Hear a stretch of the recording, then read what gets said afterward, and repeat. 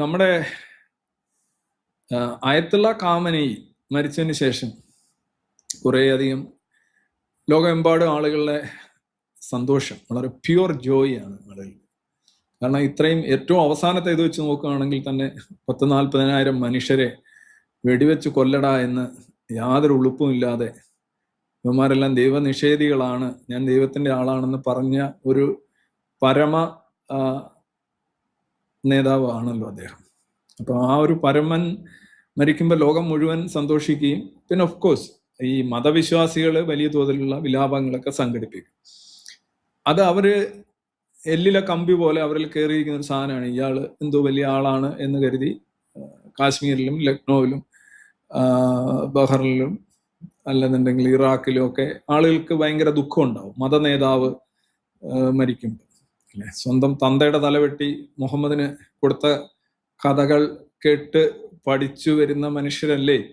അപ്പൊ അവരെ അത്തരത്തിലുള്ള പ്യുവർ മതം, പ്യുവർ വൈകാരികതയാണ് അവിടെ, പിന്നെ റീസൺ ഒന്നുമില്ല. അപ്പൊ അതുകൊണ്ട് അത് മനസ്സിലാക്കാം, നമുക്കൊരു മനസ്സിലാക്കാം എന്തുകൊണ്ടാണ് അത്തരം മനുഷ്യര് മോൺ ചെയ്യുന്നതെന്നും വിലപിക്കുന്നതെന്നും കൂട്ടം കൂടുന്നതെന്നൊക്കെ മനസ്സിലാക്കാം.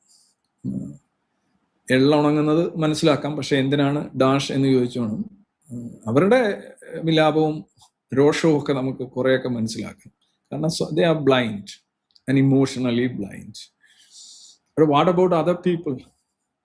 ഇപ്പൊ ഒരു പുതിയൊരു വിഭാഗം ആളുകള് പുതിയതല്ല, പണ്ടേ ഉള്ളതാണ്, ഈ മാനവികതയുടെ കുത്തകയുമായിട്ട് വന്നിട്ടുണ്ട്. മാനവികതയുടെ കുത്തക എന്ന് പറയുന്നത് കുറെ പേരൊക്കെ മനുഷ്യർ അല്ല, അല്ലെങ്കിൽ അവർ പൂർണ്ണമായ വൈകാരിക ബൗദ്ധിക ശേഷി ആർജിച്ചിട്ടില്ലാത്തവരാണ്, ഒരു വളരെ വിഡ്ഢികളാണ്, അല്ലെങ്കിൽ മോശം മനുഷ്യരാണ്, അല്ലെങ്കിൽ അവരോട് അഡ്രസ്സ് ചെയ്യാൻ തന്നെ നമുക്ക് താല്പര്യമില്ല. പക്ഷെ ഞങ്ങളുണ്ടല്ലോ, ഞങ്ങൾ വളരെ ഉന്നതരും ഉദാത്ത മനോനിലയുമുള്ള മനുഷ്യരാണ്.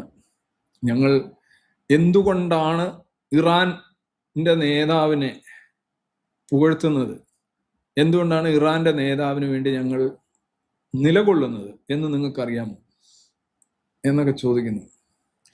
ഈ ജഗതി അഭിനയിക്കുന്നില്ല എന്നുള്ളത് ഒരു വലിയ നഷ്ടമായിട്ട് മലയാളികൾ പൊതുവിൽ കാണാറുണ്ട്. പക്ഷെ അത് നികത്താൻ പറ്റിയ ശേഷിയുള്ള ഒരുപാട് പേര് കേരളത്തിലുണ്ട് എന്ന് വ്യക്തമാക്കുന്ന ചില ന്യായീകരണങ്ങളും ചില വാചക കസർത്തുകളുമാണ് നമുക്കിപ്പോൾ കാണാൻ കഴിയുന്നത്. ഞാൻ ഇന്നലെ ഈ ലൈവ് കഴിഞ്ഞപ്പോൾ തന്നെ എനിക്കൊരാളൊരു വീഡിയോ അയച്ചു, ഈ വീഡിയോ ഒന്ന് കണ്ടു നോക്കൂ. ഞാനത് കണ്ടു നോക്കി. ആ വീഡിയോയിൽ പറയുന്നത്, നാളെ നരേന്ദ്രമോദിയെ ഏതെങ്കിലും ഒരു രാജ്യത്തെ അമേരിക്കയും ഇസ്രയേലൂടെ ചേർന്ന് തടവിലാക്കി കൊണ്ടുപോവുകയാണെങ്കിലും ഞങ്ങൾ ആ ആധിപത്യത്തിനെതിരെ സംസാരിക്കും, നരേന്ദ്രമോദിക്കെതിരെ ഉള്ള നീക്കത്തെ ഞങ്ങൾ സർവശക്തിയോടെ എതിർക്കും, ഞങ്ങൾ അതിനെതിരെ സംസാരിക്കും, പ്രസ്താവന ഇറക്കും എന്നൊക്കെയാണ്. എന്നാൽ നരേന്ദ്രമോദിയെയും BJPയെയും ഒക്കെ ഞങ്ങൾ തറ തൊടിയിപ്പിക്കാതെ എതിർത്ത് അടിച്ച് ഉടച്ച് കശക്കി മുന്നോട്ട് പോകുന്നവരാണെന്ന് നിങ്ങൾക്കറിയാമല്ലോ. അപ്പം ഞങ്ങളുടെ പ്രശ്നം എന്താണ്? ഖാമനി കമ്മ്യൂണിസ്റ്റുകാരെ കൊന്നിട്ടുണ്ട്, സമ്മതിച്ചു. അല്ലെങ്കിൽ ലോകത്തെമ്പാടും ഇസ്ലാമിന് എപ്പോ അധികാരം കിട്ടുകയാണെങ്കിലും അവരാദ്യം കൈവെക്കുന്നത് അതേ ഒരു മതം മറ്റൊരു മതത്തിനോടൊന്ന പോലെ മതരാഷ്ട്രീയമായിട്ടുള്ള കമ്മ്യൂണിസം അല്ലെങ്കിൽ മാർക്സിസ്റ്റ് ഇടതുപക്ഷ കക്ഷികൾക്ക് നേരെയായിരിക്കും. അത് സദാം ഹുസൈൻ ആയാലും അയത്തുള്ള ഖാമനി ആയാലും ഒരു ഇസ്ലാമിസ്റ്റ് ഭരണം വന്നു കഴിഞ്ഞാൽ ആദ്യത്തെ ഊണ് ഇവർക്കായിരിക്കും. കാരണം ഇവരെ നന്നായിട്ട് അവർക്കറിയാം. രണ്ടും ഈ വയലൻസ് മുന്നിൽ വെക്കുന്ന രണ്ട് പ്രസ്ഥാനങ്ങളാണ്. അപ്പൊ അതില് അവർക്ക് രണ്ടുപേർക്കും വലിയ ശക്തിയില്ലാത്ത സ്ഥലങ്ങളിൽ അവർ ഒരുമിച്ച് വേറെ മൂന്നാമതൊരു ശത്രുവിനെ കണ്ടെത്തി പരസ്പരം സഹകരിച്ച് എതിർത്ത് നിൽക്കും. പക്ഷെ ഇവർക്ക് ആർക്കെങ്കിലും ഒരാൾക്ക് ക്രിട്ടിക്കലായിട്ട് ഭൂരിപക്ഷം എവിടെ കിട്ടിയാലും ആദ്യം തിന്നുന്നത് മറ്റേ പാമ്പിനെ തന്നെ ആയിരിക്കും. പാമ്പിനെ തന്നെ തിന്നുള്ളൂ. ഇല്ല, രണ്ടും എന്താ പറയാ, ഒഫിയോ ഫേഗസ് എന്ന് പറയുന്ന ഒരു വിഭാഗം ഉണ്ടല്ലേ, പാമ്പിനെ തിന്നുന്ന പാമ്പുകൾ. അതേപോലെ ഇപ്പൊ ചൈനയിൽ എന്തുകൊണ്ടാണ് ഈ വീഗർ മുസ്ലിംസ് ഈ നരകയാതന അനുഭവിക്കുന്നത് എന്ന് ചോദിച്ചു കഴിഞ്ഞാൽ അവിടെ കമ്മ്യൂണിസം ടോപ്പിലാണ്, ഫോഴ്സ്.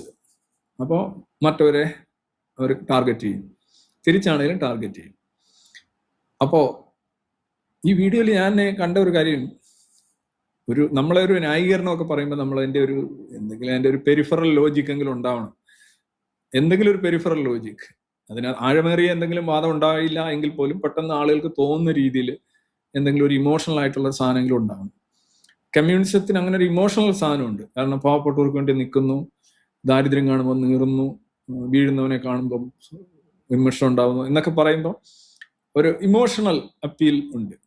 മതം പറയുന്ന പോലെ തന്നെയാണ്, നിങ്ങളുടെ യാതനകളിലെല്ലാം കഴിഞ്ഞിട്ട് നിങ്ങൾ സ്വർഗത്തിലേക്ക് പോകും, അങ്ങനെയൊക്കെയുള്ള കുറെ മരണമില്ലാത്ത അവസ്ഥ, ഹൂറി, ഇങ്ങനെയൊക്കെയുള്ള മോഹന വാഗ്ദാനങ്ങൾ, അതൊരു ഇമോഷണൽ അപ്പീലുണ്ട്. പക്ഷെ ഇവിടെ ഞാൻ കണ്ടത് ഈ കാമനയ്ക്ക് വേണ്ടി എന്തുകൊണ്ടാണ് കമ്മ്യൂണിസ്റ്റുകാർ കരയുന്നതെന്ന് അറിയാമോ എന്ന് ചോദിക്കുന്നു. എന്താണ് കാരണം? അത് അധിനിവേശനം ഞങ്ങൾക്ക് ഇഷ്ടമല്ല.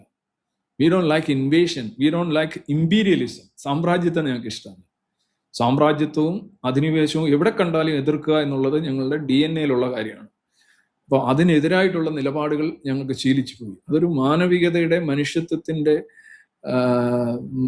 കുറെ അതിന്റെ ഭാഗമായിട്ടാണ് ഞങ്ങൾ ചെയ്യുന്നത്. ഓഫ് കോഴ്സ് ഇതേപോലെയൊക്കെയുള്ള ഫൺ സ്റ്റേറ്റ്മെന്റ് ബേസിക്കലി ചില ചാനലുകളിൽ വരാറുണ്ട്. ചില രാത്രികളിലൊക്കെ ചില പരിപാടികൾ ഞാൻ കണ്ടിട്ടുണ്ട്. എന്താണ് ഇതിനകത്ത് പ്രശ്നം? ഒന്ന്, എന്തെങ്കിലും ഒരു സത്യം, ഒരു പുലബന്ധം എന്നൊക്കെ നമ്മൾ പറയുമല്ലോ, എന്തെങ്കിലും എന്താണ് ഒരു ചെറിയൊരു റിലേഷനെങ്കിലും ഈ വസ്തുതയുമായിട്ടോ സത്യമായിട്ടോ യാഥാർത്ഥ്യമായിട്ടോ ഉള്ളതാണെങ്കിൽ പോട്ടെന്ന് നോക്കാം. ഈ കമ്മ്യൂണിസത്തിന് ഇൻവേഷൻ എവിടെ കണ്ടാലും എതിർക്കുന്നവരാണ്, അധിനിവേശം എവിടെ കണ്ടാലും എതിർക്കുന്നവരാണ് കമ്മ്യൂണിസ്റ്റുകൾ, സാമ്രാജ്യത്തെ എവിടെ കണ്ടാലും എതിർക്കുന്നവരാണ് കമ്മ്യൂണിസ്റ്റുകൾ എന്നുള്ളത്. ഇത് ഒന്ന് പരിശോധിക്കാൻ വേണ്ടി ഞാൻ ഇന്ന് അതിൻ്റെ കുറെ സ്ലൈഡുകൾ ഉണ്ട്, ഞാനത് കാണിക്കാം. ഒന്നാമത്തെ കാര്യം ഞാൻ പറയട്ടെ, കമ്മ്യൂണിസവും അധിനിവേശവും തമ്മിൽ ഈ തരത്തിലുള്ള ഒരു ബന്ധം ഒരു കാലത്തും ഉണ്ടായിട്ടില്ല, ഇപ്പോഴും ഇല്ല, പണ്ടും ഇല്ല, ഇനിയും ഉണ്ടാവില്ല. ഒന്ന്, അധിനിവേശം ഇഷ്ടപ്പെടാത്ത, അധിനിവേശത്തെ എതിർക്കുന്ന, എല്ലാത്തരം അധിനിവേശങ്ങളെയും ചെറുക്കുന്ന ഒന്നാണ് കമ്മ്യൂണിസമോ മാർക്സിസമോ എന്നൊക്കെ പറയുന്നത്. 100 അല്ല അതിൽ കൂടിയ എന്തെങ്കിലും ശതമാനം ഉണ്ടെങ്കിൽ അത്രമാത്രം തെറ്റാണ്. അത് വസ്തുതാവിരുദ്ധമാണ്, അത് പരമാബദ്ധമാണ്. അങ്ങനെ അല്ല എന്ന് മാത്രമല്ല, അതിന് നേർ വിപരീതമാണ് ചരിത്രം മുഴുവൻ നമുക്ക് കാണാൻ കഴിയുക. ഇപ്പോഴും അങ്ങനെ തന്നെ അധിനിവേശത്തെ എതിർക്കുന്നു കമ്മ്യൂണിസ്റ്റ്. ഏത് അധിനിവേശത്തെയാണ് എതിർക്കുന്നത്? അതുകൂടെ അറിയണമല്ലോ. എതിർത്തിട്ടുണ്ടോ? ഞാനൊരു ഉദാഹരണമായിട്ട് ഒരു 10 എണ്ണം പറയാം, അതിന്റെ സ്ലൈഡുകളും കാണിക്കാം. ഈ 10 ഘട്ടങ്ങളിലും ഒരു രാജ്യം മറ്റൊരു രാജ്യത്തെ ആക്രമിക്കുന്നു, ഒരു സോവറിൻ കൺട്രിയെ, പരമാധികാര രാജ്യത്തെ മറ്റൊരു രാജ്യം ആക്രമിക്കുന്നു. അവിടെയെല്ലാം കമ്മ്യൂണിസം എന്ത് നിലപാടായിരുന്നു? അല്ലെങ്കിൽ ഗ്ലോബൽ കമ്മ്യൂണിസം, അല്ലെങ്കിൽ ഇന്ത്യയിലെ കമ്മ്യൂണിസ്റ്റ് പാർട്ടികൾ, അല്ലെങ്കിൽ അമേരിക്കയിലെയും ഫ്രാൻസിലെയും ബ്രിട്ടനിലെയും കമ്മ്യൂണിസ്റ്റ് പാർട്ടികൾ എന്ത് സമീപനം എടുത്തു എന്ന് ചെറുതായിട്ടൊന്ന് ഗൂഗിൾ ചെയ്യുകയോ ഇതൊക്കെ ചെയ്ത് കഴിഞ്ഞാൽ നിങ്ങൾക്ക് മനസ്സിലാവും. ഇതൊരിക്കലും അങ്ങനെ ആയിരുന്നില്ല. അധിനിവേശങ്ങളെ തങ്ങൾക്ക് ഇതിനെന്താ പറയുന്നത്? ക്യാമ്പിസം എന്നാണ് പറയുന്നത്. ക്യാമ്പിസം എന്ന് പറഞ്ഞു കഴിഞ്ഞാൽ ഈ മതം ഉണ്ടല്ലോ, വസ്തുത എന്തോ ആയിക്കോട്ടെ, മതം പറയുന്നതാണ് ശരി. മതം എന്ത് പറയുന്നു അതായിരിക്കണം വസ്തുത. അപ്പം എൻ്റെ മതത്തിൽ അല്ലെങ്കിൽ എൻ്റെ കൂട്ടത്തിൽപ്പെട്ട ഒരാൾക്ക് എന്തെങ്കിലും വന്നു കഴിഞ്ഞാൽ എനിക്ക് നോവും. എൻ്റെ കൂട്ടത്തിൽപ്പെട്ട ഒരാൾക്ക് എന്തെങ്കിലും സംഭവിച്ചു കഴിഞ്ഞാൽ ഞാൻ ഏതറ്റം വരെയും സഞ്ചരിക്കും. ഇത് നമ്മൾ പറയുന്ന ഗോത്രീയത, പഴയ, അതായത് അവിടെ സത്യമോ വസ്തുതയോ മാനവികതയോ മനുഷ്യനോ ഒന്നും ഒരു വിഷയമല്ല, ട്രൈബലിസമാണ്. കമ്മ്യൂണിസം ഒരു വളരെ വയലന്റ് ആയിട്ടുള്ള ഒരു ട്രൈബലിസമാണ്. അതാണ് വസ്തുത. അവരത് വേറെ മാനവികതയെന്നും മനുഷ്യനാകട എന്നൊക്കെ പറയുന്നു. അത് കണ്ണാടിയുടെ മുന്നിൽ നിന്ന് പറയുന്നതായിരിക്കും കുറച്ചുകൂടെ നല്ലത്, പലപ്പോഴും എനിക്ക് തോന്നിയിട്ടുണ്ട്. അപ്പോ ഈ ട്രൈബലിസത്തിനെയാണ് ക്യാമ്പിസം എന്നാണ് പറയുന്നത്. ഒരു camp, I am in a camp, so I support my camp, whatever may be the fact, whatever may be the truth. അപ്പം അധിനിവേശത്തെ എതിർക്കും. എങ്ങനെ? എൻ്റെ ക്യാമ്പിന് സഹിക്കാനാവാത്ത ഒരു അധിനിവേശം, ഞങ്ങളുടെ ഹലാൽ അധിനിവേശത്തെ ഞങ്ങൾ എതിർക്കില്ല, എന്നാൽ ഞങ്ങളുടെ ഹറാം അധിനിവേശത്തെ ഞങ്ങൾ എതിർക്കും. അങ്ങനെ എതിർത്തതാണ് ഈ എതിർപ്പുകൾ എന്നൊക്കെ സോക്കോൾഡ്. ഇതെന്തെങ്കിലും സിഗ്നിഫിക്കൻസ് ഉണ്ടോ, റെലവൻസ് ഉണ്ടോ എന്ന് ചോദിച്ചാൽ ഒന്നുമില്ല. വെറുതെ ഇങ്ങനെ എതിർക്കുന്നു എന്നല്ലാതെ പ്രത്യേകിച്ച് കാര്യമൊന്നുമില്ല. എന്നാലും ഈ വഴിപാട് അല്ലെങ്കിൽ പ്രസ്താവനകൾ, ഇതിനൊക്കെ എന്തെങ്കിലും അടിസ്ഥാനം ഉണ്ടോ എന്ന് ചോദിച്ചാൽ ഇല്ല. But still people do that. അതിനെക്കുറിച്ചാണ് എനിക്ക് പറയാനുള്ള വേറൊരു കാര്യം.